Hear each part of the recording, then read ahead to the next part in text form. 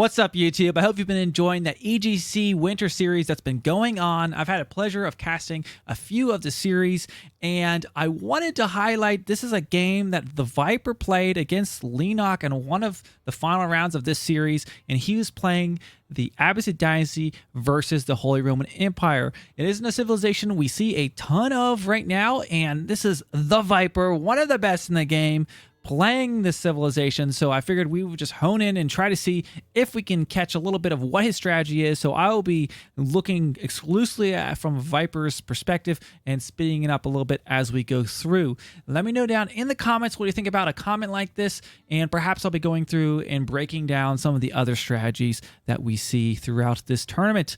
Let's get into this, and I hope you enjoy.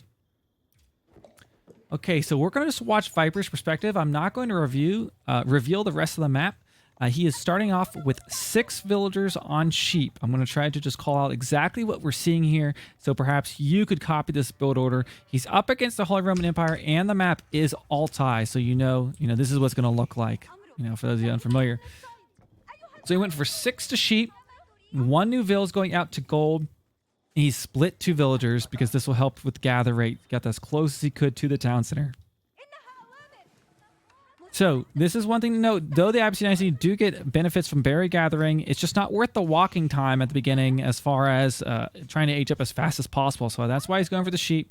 You can look there with his, I guess his 8th villager. He is building a house, and these 2 will go to gold. So right now the macro is 6 on food, and it will be 2 on gold. So I get the impression he is trying to age up just as fast as possible, going out on a kind of circular scouting pattern. Now this is actually a map where it's pretty beneficial to run towards the middle to get sheep. So he did run sideways at first. I think you can actually run right towards the middle. There's typically a lot of sheep out here. I don't know what the other player, it looks like maybe grabbed some of them already. Okay, so right now we've got 6 on food, 3 on gold, and then it does look like that, what is that, 6, 7, 8, 9, the 10th villager is building that House of Wisdom, which you have to age up with.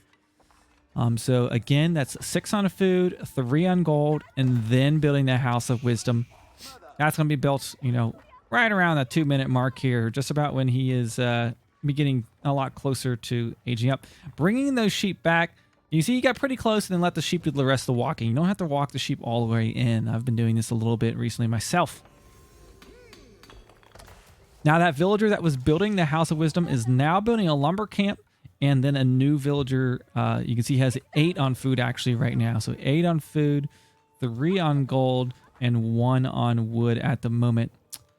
Looking at his macro right now, I think perhaps he could maybe put an additional villager on food a little sooner. And though Viper is obviously a really good pro, might have missed that by just a little bit, but there we go. He got that resources, and they're about 2 minutes, 25 seconds. He is aging up right now with the economic wing. Now he is remacroing. We still have 3 on gold, 7 on food, and he has moved off a few villagers to wood, even pulling 1 off of gold. Going to be leaving 2 on gold. Now there's a total of 4 villagers on wood. No upgrades coming in quite yet. So far this game, he started off with those 6 on food, and then he went to, it looks like 3 on gold, built the House of Wisdom, got up to 8 on food, and now he is sitting there 4 on wood, 8 on food, and 2 on gold. Doing some scouting still to see what the opponent is doing. HRE, you can either expecting that they could do some kind of men-at-arms ram push in the second age, or most likely a fast castle into Regent's Cathedral. So, and I will, just giving a little gleam in what he was doing here. His goal is to avoid, stop those relics from getting captured. Okay, so he's going to, as he realizes he's running out of sheep, going out here and building this mill so that he can start getting his berry bushes. Obviously, do get a gather bonus from those berry bushes as they are unable to gather from boar. Currently 4 villagers on wood, looks like, or 5. One's just AFK at the moment. And we'll be seeing what he's doing as he hits the second age. Again, this is the economic wing that he has aged up with.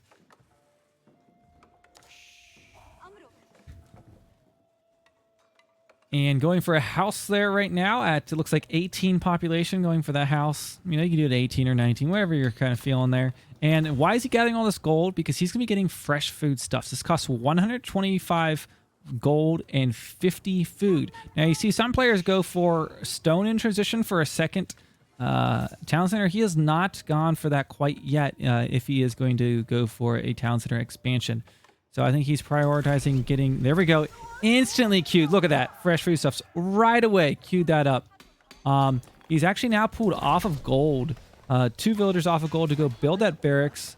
I'm trying to see if he's queued any other techs up. Doesn't look like it. So looking to get spearmen out right away.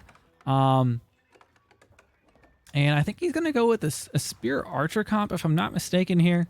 You know, spear is not always the best against HRE, especially if he opens man arms or archer. This is kind of a blind guess. So, but queuing up a few spears nonetheless there. 9 on wood, 9 on food, and 2 on gold at the moment. Fresh foodstuffs will give cheaper villagers by 50%. So, I mean, you saw him queuing up as soon as he possibly could. And out come those spearmen right now. Now, with the civilization, you see a lot of spear and archer compositions. Really, one idle villager there. What's going on here? Just doing a little bit of scouting. So he, oh, you know why?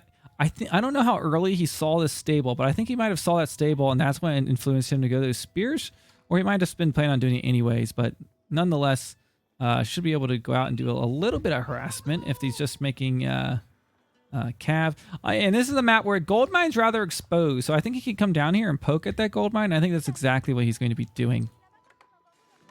So again, 9 on wood currently at about the 6-minute mark.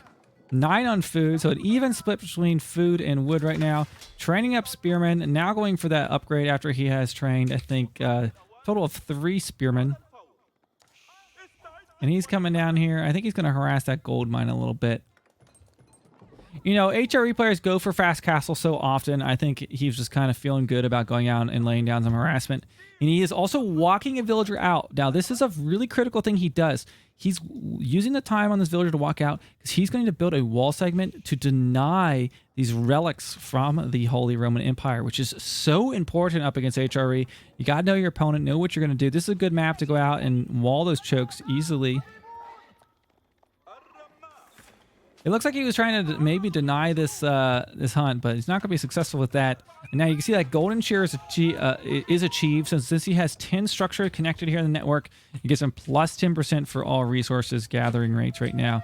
Continuing to train the spearmen. Still 9 on food, 9 on wood, and 6 on gold now. See if he's got any of those upgrades in. Does not look like he has gone for any of the economic upgrades except for the fresh foodstuffs upgrade at the House of Wisdom. So far, pretty standard. It does look like he did drop a blacksmith here a little bit ago and is queued up the first attack upgrade from melee. So Bloomery there is in queue. That does cost 50 food and 125 gold. You can see he's down here. He's harassing this gold mine just a little bit for his opponent. And now I see a lot of villagers on gold. He's trying to age up. 12 on gold. He's really trying to get the resources in quickly. And sending out some villagers, of course. He actually lost a villager up here to build that wall and expanding backwards towards those berry bushes. Macro right now at about the 8-minute mark. He's got 10 on food, 4 on wood, and 8 on gold. Spearman's going out, just kind of escorting these villagers as they're building these walls. He knows his enemy is just going for professional scouts because he's going for a fast castle. Knows he has the space to chill back here.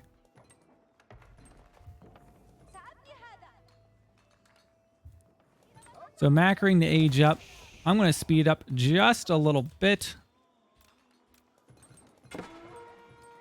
Okay, so doing a little harassment over there. Nothing too crazy. Let's see if he's got any of these techs. So choosing not to go for any of the technologies here. I mean, not even like, I usually consider this a fairly cheap tech. You know, not going for any of them as far as the eco techs go. And Spearman just kind of running around. He did get 1 scout there. If he maybe got another one somewhere else, I might have missed. And there he is aging up. He's going up with the culture wing. Now, the reason he's going up with the culture wing is he's going to be going for this reduction in cost to all technology by 30%. Now, he has this relic secured. And the map spawn is kind of mean to his enemy. Well, I don't know. He's got 2 kind of back here behind him. 1 mid, 1 here. You kind of want to sit here and guard these relics. Okay, and in transition, dropping 2 archer ranges. So probably an archer heavy comp. You assume your enemy probably is making men-at-arms or knights. So crossbows are a good option. I think that's what he does build here. We will see. And also dropping another 3 archer ranges. So 1 barracks, 3 archer ranges. He's been training. Okay, he is getting that phalanx upgrade now at the barracks, which is going to give those spearmen some range. Let's see, he does have a total of 9 spearmen at this point. So he's going to basically pump out some archers here to accompany these spearmen, and then he can apply some pressure, defend, whatever he wants to do. Macro right now at just about the 11-minute mark. We got 15 on food, 7 on wood, and 7 on gold. So just about half as much as he has on food right now on wood, and then 9 on gold right now. A house coming down and a mining camp over there on the stone. So I think he is going for a town center expansion. Now Lenok is in the 3rd age, coming out there with those archers. He needs to pull back those spearmen, which he is doing. You see him continuing to wall all of these choke points. And, this is worth the time because he's going to stop his opponent from grabbing these relics. So a good strategy against HRE is just wall those relics in or wall the chokes out. Okay, so here we go. He just hit the next age. Let's see what he queues up. Instantly queues up Preservation of Knowledge, which reduces the cost of all tech. This is going to take about a minute to come in. Costs 125 gold and 50 wood. No technologies, no additional. It does look like he did get wheelbarrow there. I mean, let's see, we're sitting at right now about 38 villagers. He must have recently got that. So maybe around 35 or 30 villagers. He did get wheelbarrow there in transition. And now to 3 barracks, he is training the crossbow. Now look at this. 15 food, 9 on gold. I mean, look at the ratio here, 80 food. The gold cost is half as much as the food. This is a very smart macro. So he can just keep production of these crossbows up here. Going out to sea, he sees a few archers, just do some scouting. He's kept these spears alive, and you actually see, look at this. His opponent was going for this relic, and is not going to get it because of this walling. I mean, so clever for Viper, just to avoid that. Now, I think he didn't see any men-at-arms right away, seeing some archers, and I think he felt a little comfy, and he's going to be going for a second town center. That's why he's getting that stone. That tech came in now. That makes all these techs cheaper. You can see here. I'm trying to see if he actually decides to pick any of them up. It does not look like it. So those techs are cheaper should he go for them. But right now he is not researching anything at the moment. We'll keep a close eye on that. It's kind of hard without a global queue, but we'll do our best. Just hanging out here. Honestly, crossbow are great. Even if your opponent makes siege, crossbow, you split formation, they can take out Springles. They can take out Mangonel. If you get a nice number here and they're going to counter knights, they're going to counter men-at-arms. Crossbow are just a great composition in general, I feel like right now. In the 3rd age. It does look like he is going for these cheaper blacksmith tech. So he's going for he's getting that, looks like that second tech there for that attack. It does not look like he's got an iron undermesh yet. So he's going for dealing out damage. Going to go in there and just pick up some villagers. I mean, look at that. One-shotting some vills. This is just a little bit of value he's able to pick up here. Unfortunately, some spearmen getting killed. But he's able to see the army comp right now. Look at that. He's able to see man-at-arms, some archers. He knows exactly what his opponent has. And I think he's going to pull back now because, crossbows are great and all, but he's going to need a little bit of buffer between them. Just about the 14-minute mark, sitting on 3 archer ranges. All of these have been non-stop producing crossbows. And he is going to be dropping a second town center here very, very soon. But he's going to need more wood in order to do that. Maybe he's over-gathered on stone by just a little bit. What is this out here? Okay, not a big deal. Oh, I'm sitting here. I'm looking for the the siege workshop, but yes, he can build these mangonels out in the field. It's a unique thing for this civilization. Don't even need an extra tech for it.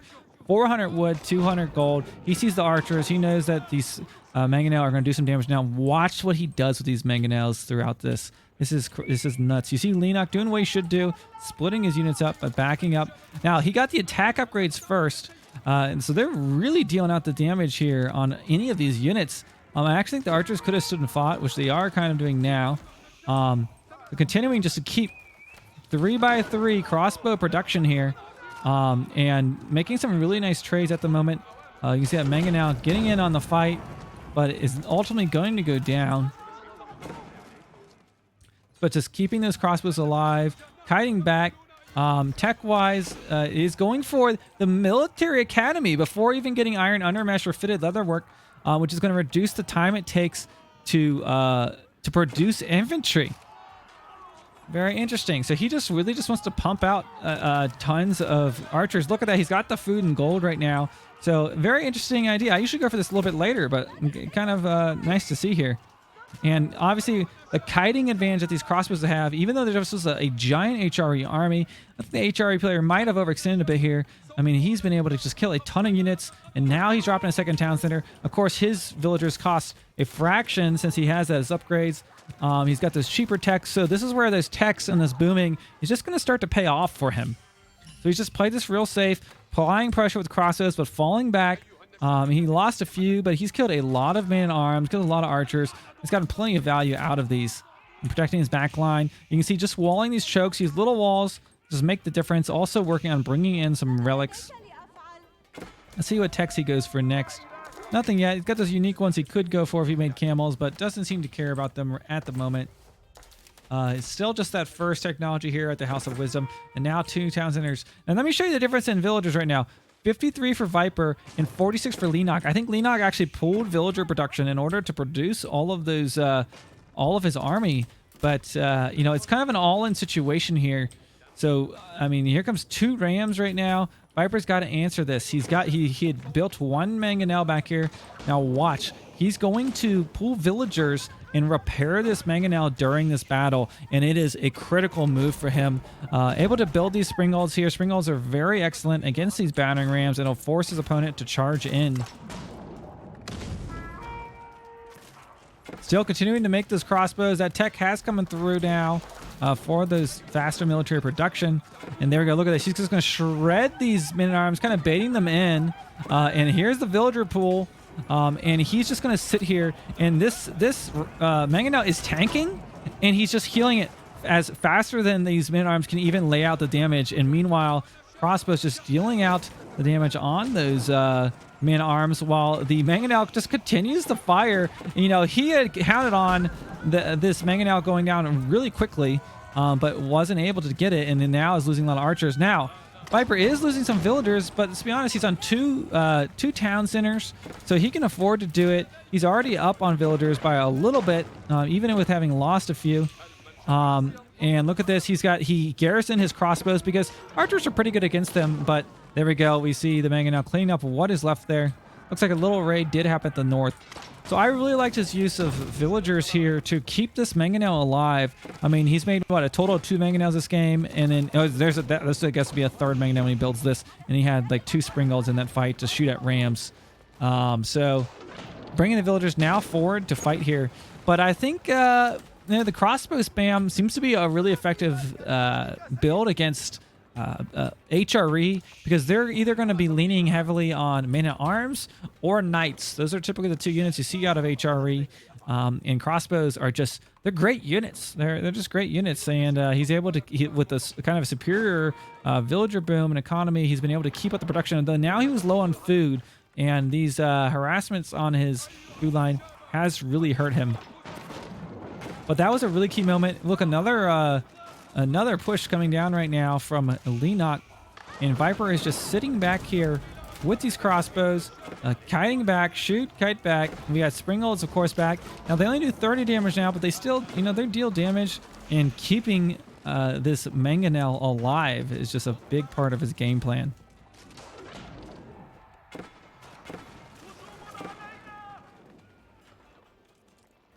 Got a ram over on the side. So that one looks like Viper's in trouble, right? He's lost a lot of military buildings. He has denied the relics. We see there's still a relic sitting over here. he's basically denied most of the relics from Lenok. If we look at Lenok's base back here, he only has 1 relic inside that Regnitz, and that is, I mean, that's 300 gold compared to having 900 gold per minute. So that is really big. And those man-arms continuing to flood in. But he's got the crossbow. He's going to take his time, keep his villagers alive. I think he does transition to farms a little bit here. I'm going to speed up just a little bit because right now it's just kind of some back and forth raids. Crossbow's coming now. You see, look again, villager healing this mangonel. Will he keep it alive? I mean, look at that. A singular villager. Look how fast that thing heals. You know, many people say it is maybe a little bit OP, but it's pretty nice there. At least in Viper's situation. 55 villagers right now versus Lenok's 51. And, I mean, maybe, you know, Viper, he's got a lot of game knowledge. You know, maybe he just has assumed, you know, with the number of army, I mean, and this is, he just had a whole army cleaned up and then came with another big army right away. Maybe just knows his opponent didn't go for a second town center. Maybe did some scouting. I'm not sure exactly, but, you know, it's paying off. He's just basically sitting in his base and just been booming. Of course, getting all those technologies in. Let's see what else he's gone for. He has not gone for any other tier 1, so he only went, and I don't know if it's just because he's forgotten or just ran out of resources, because I think he could afford it right now, but he basically, he went for the crossbow attack, and that seemed to be his main priority here. There we go, got some archers back there just being annoying in his backline. I'm going to speed up just a little bit.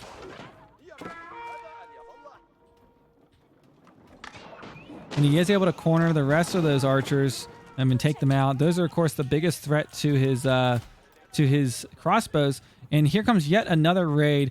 And maybe Viper is just in a good situation that Lenok is just playing so aggressively. It is, you know, this is a tournament game. It could be that he scouted out his opponent and knows the style of Lenok and knows he's just going to, you know, he's basically been going for a lot of all-in attacks here. And Viper's been able to just chill back and been doing really well. Look at this Mangonel taking shots there.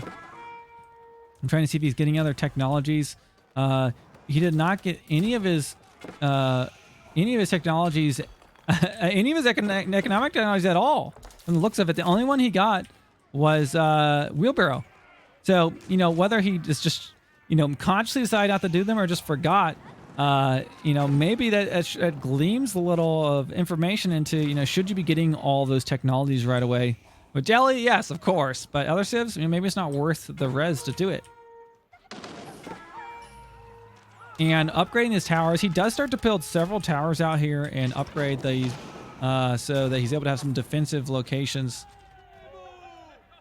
And again, even though he's low on military buildings, he did get the upgrade so he could train these faster. So he's, I mean, this is how he did build a few more archer ranges, but is really able to repop his army quite quickly. Let's speed this up.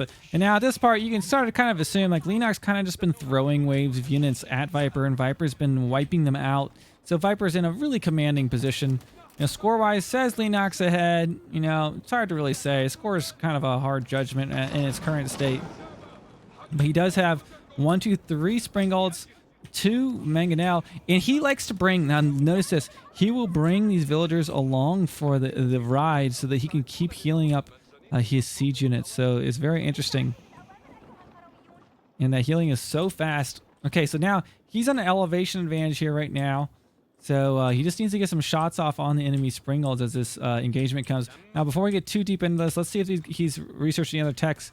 He is going now for fitted leatherwork to get that that first armor from melee attacks. Has not got any other upgrades here. Did he get any economic upgrades? Not seeing any economic upgrades. And here we go. Bringing forward his Mangonels, taking some shots, pulling back, and then it forces his opponent to expose his Springold, in which he's able to come forward with his Springold and take some shots. But it looks like he maybe misses that one. But in come the villagers to heal. We've seen this before, right? Now, they think they're just going to snipe these Mangonel. He's banking on sitting here and fighting with the archers because he thinks these Mangonel are going down. But look at this. Mangonel are alive. He was sniped the enemy Springgold. One Mangonel finally goes down, but not before all of Lenok's army has essentially been cleaned up. So, these villagers repairing Mangonel throughout this game, I think, has just been absolutely crucial. He does a keep drop. And from here, as you can kind of tell, it's basically GG. He just wiped that army out. Here comes some villagers charging on up. But he's got crossbows to stand back here. He's essentially just been making crossbows and siege and villagers to heal the siege. That's been what he's been doing. Now, will this work against every civ? You know, probably not. But, you know, at least against, you know, HRE strongest units, this is a great, great use here. So, I mean, from here, he does end up winning this game. He just kind of pushes what's left, takes out a few raiders back there, and that ends up being GG. But I did want to just really closely follow what Viper is doing. I did cast this live with Aussie Drongo over on his channel earlier, but I knew that there had to be some other Abbasid mains out there that maybe wanted to get a closer look at maybe what Viper is doing. I haven't played a ton of Abbasid myself in a while, so feel free down in the comments. Let me know if there's anything that you think I might have missed in this analysis, and hopefully it is of use to you. Let me know if it was helpful, and thank you so much for watching.